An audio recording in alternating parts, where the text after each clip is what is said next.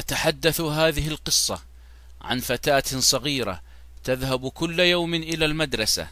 كانت كثيرة الحركة ومشاغبة جدا، حتى أن المعلمة عاقبتها لأكثر من مرة ولكن دون جدوى. في يوم من الأيام، وبعد أن نفد صبر المعلمة، أمسكت الفتاة الصغيرة وحبستها في حمام المدرسة لحين انتهاء الدوام المدرسي. وبعد انتهاء الوقت المحدد وانتهاء الدوام، ظنت الفتاة أن المعلمة سوف تأتي وتخرجها، ولكن رحل جميع من في المدرسة حتى المعلمة، فقد نسيت الطفلة في الحمام. أخذت الطفلة الصغيرة بالصراخ علها تجد أحدا يسمعها وينقذها، ولكن لا حياة لمن تنادي.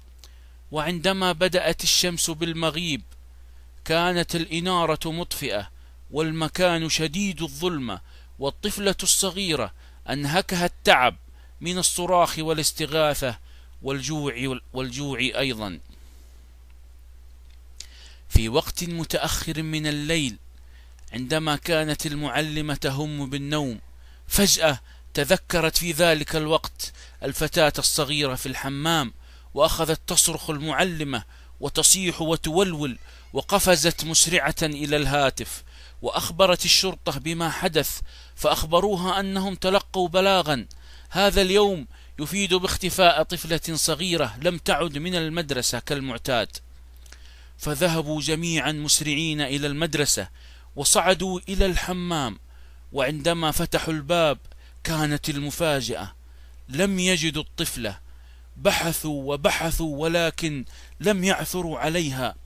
وفجأة من وسط ظلام الفصول سمعوا ضحكة مدوية، ونظروا جميعا فإذا هي امرأة عجوز. قالوا لها: من أنت؟ قالت: أنا الفتاة الصغيرة التي تركتوني في الحمام هذا اليوم. قالوا لها: ولكنك الآن امرأة كبيرة عجوز، كيف حدث ذلك؟ فقالت لهم: الكورن فليكس يخليك تكبر بسرعة يا بابا.